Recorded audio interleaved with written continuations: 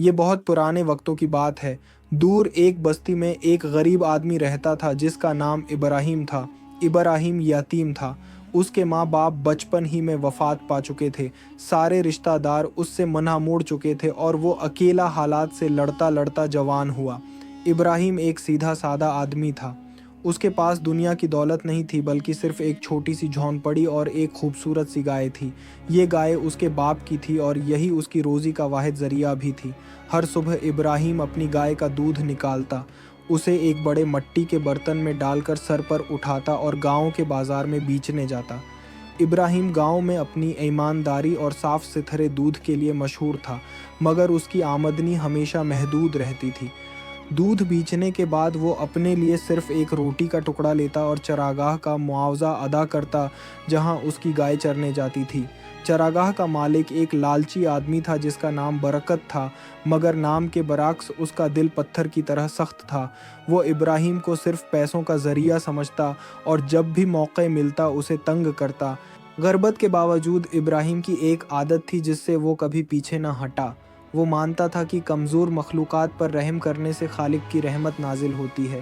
اسی لیے دودھ بیچنے کے بعد وہ ہمیشہ اپنے برتن میں تھوڑا سا دودھ بچا لیتا، اسے ایک چھوٹی تشتری میں ڈال کر بازار کے پیچھے والی گلی میں رکھ دیتا تاکہ بھوکی بلیاں پی سکیں۔ اللہ کی مخلوق کو اپنی تھوڑی سی روزی سے سیر ہوتا دیکھ کر وہ بہت خوش ہوتا۔ وقت گزرتا گیا۔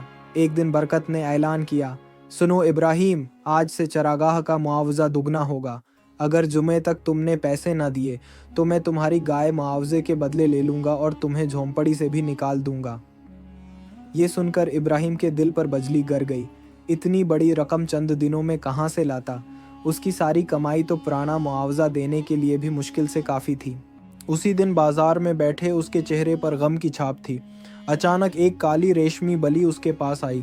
اس کی زمرد جیسی ہری آنکھیں اور نرمی کسی شہزادی کی مانند تھی۔ اس نے دودھ کے برتن کی طرف دیکھا اور پھر ابراہیم کو پرسکون نظروں سے گھورا۔ ابراہیم کا دل پسیج گیا۔ اس نے سوچا شاید اللہ اس کمزور مخلوق پر رحم کرنے سے مجھ پر رحم کرے۔ اس نے دودھ ایک تشتری میں ڈالا اور بلی کے آگے رکھ دیا۔ بلی نے سکون سے دودھ پیا اور پھر شکر گزاری بھری نظروں سے دیکھ کر غائب ہو گئی۔ یوں دن گزرتے گئے۔ جمعہ آ پہنچا مگر ابراہیم مطلوبہ رقم ادا نہ کر سکا۔ وہ جانتا تھا آج اپنی گائے کھو دے گا۔ وہ روتا ہوا دودھ کا برتن سر پر رکھ کر جھونپڑی سے نکلا تو وہی پراسرار بلی دہلیز پر بیٹھی اس کا انتظار کر رہی تھی۔ ابراہیم نے دل میں سوچا، چلو یہ بھی اللہ کی مخلوق ہے، روزی اللہ کی ہے، میں انکار کیسے کروں؟ اس نے دودھ دیا۔ بلی نے پیا اور جاتے جاتے تشتری میں ایک سونے کا دینار چھوڑ دیا۔ ابراہیم کی آنکھیں حیرت سے پھٹی کی پھٹی رہ گئیں۔ اس نے زندگی میں کبھی سونا نہیں دیکھا تھا۔ یہ اللہ کی طرف سے اس کی مدد تھی۔ یہ واقعہ روز کا معمول بن گیا۔ ہر صبح بلی دودھ پیتی اور بدلے میں ایک سونے کا دینار چھوڑ جاتی۔ یوں ابراہیم کی زندگی بدل گئی۔ اس نے اپنی جھونپڑی درست کی، نئے کپڑے خریدے اور گاؤں کے غریبوں کی مدد شروع کر دی۔ لوگ اسے ابراہیم کریم کے نام سے جاننے لگے، مگر برکت کا دل جلنے لگا۔ اس نے چھپ کر ابراہیم کے راز کو دیکھ لیا اور ایک دن بلی کو جال میں قید کر کے اپنے گھر لے آیا۔ اس نے لالچ میں بلی کے آگے دودھ رکھا اور کہا، پی اور اس کمرے کو سونے سے بھر دے، مگر بلی نے دودھ کو ہاتھ نہ لگایا۔ اس کی زمردی آنکھوں میں اب ٹھنڈی اور تیز روشنی چمک رہی تھی۔ برکت نے بلی کو بھوکا پیاسا قید رکھا۔ 3 دن بعد جب وہ غصے سے چیخا، بلی نے دودھ پیا مگر سونے کی بجائے کالے کوئلے اگلنے لگی۔ ہر گھونٹ کے ساتھ اس کے گھر کا قیمتی سامان راکھ میں بدلتا گیا۔ دیواریں ٹوٹنے لگیں اور اس کی جمع پونجی پتھروں میں بدل گئی۔ اسی وقت ابراہیم بلی کو ڈھونڈتے ہوئے وہاں پہنچا۔ دروازہ توڑا تو دیکھا برکت کا گھر کھنڈر بن چکا تھا اور وہ خود راکھ کے بیچ بیٹھا رو رہا تھا۔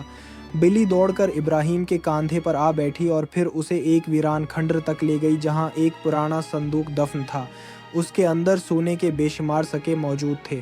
ابراہیم نے وہ خزانہ اپنی گائے کی دیکھ بھال اور غریبوں کی مدد کے لیے استعمال کیا۔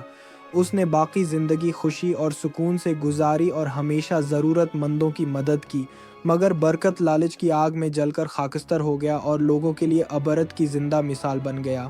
لالچ شاید تمہیں چمکدار آغاز دے مگر انجام ہمیشہ تاریک ہوتا ہے۔ یہاں ہماری کہانی ختم ہوتی ہے۔